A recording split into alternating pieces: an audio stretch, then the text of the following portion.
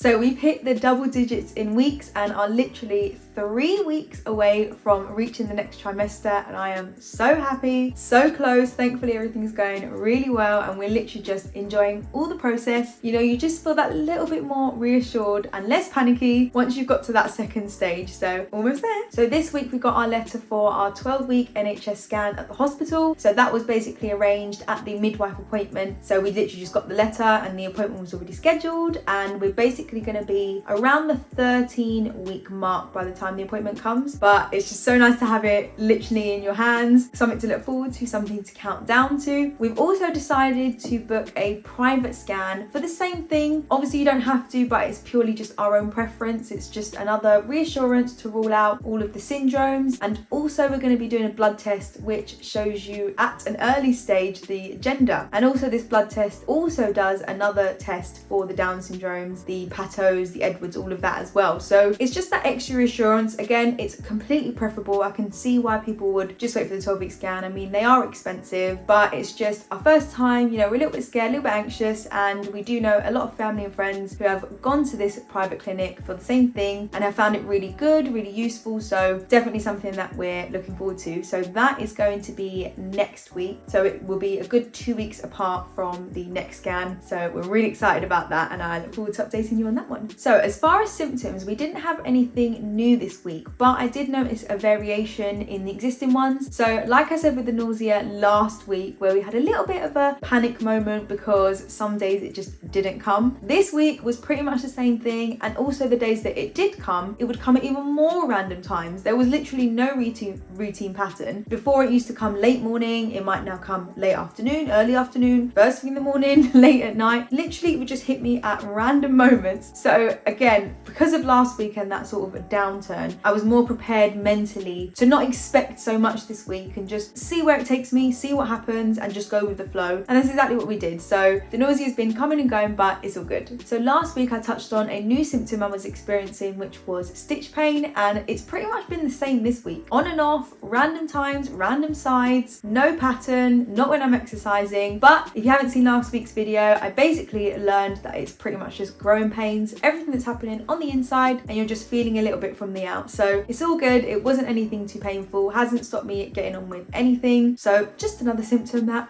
I'm dealing with as I go. I've literally been talking about this next symptom literally from the first update, because it was actually the first symptom I ever experienced, which is a frequent urination. And again, it's still in full force. It still keeps me up 2 to 3 times a night and has me pop into the loo at multiple times a day. And like I said last week, I am so thankful that I've got a bungalow, because all of these trips, luckily it's just literally a few steps. If I was going up and down the stairs, honestly girls, I feel for you. It's literally the thought of that just scares me. But yeah, thankfully toilet's in close distance and I'm just getting on with it. Something I have noticed this week is that my belly is looking a little bit more bloated. Now I don't know if that's the bump forming or it's just that I'm eating too much, who knows, but it's nice to see some physical changes on the outside. And I'm just going to basically convince myself that anything I see is related to pregnancy, just because it's more exciting that way and not so sad that I'm just gaining all this weight. So it could obviously be my uterus expanding as well, could be all the water weight, you just don't know. But something I will keep you updated on, and obviously I'll be monitoring it very closely until this bump makes its appearance. So that's pretty much been my week 10. I look forward to updating you with everything that happens in week 11, including our private scan, which I'm so excited about. So I can't wait to share it all with you and catch up then. Thanks again for watching this video. I hope you found good use in it, and I'll see you next week. Take care. Bye.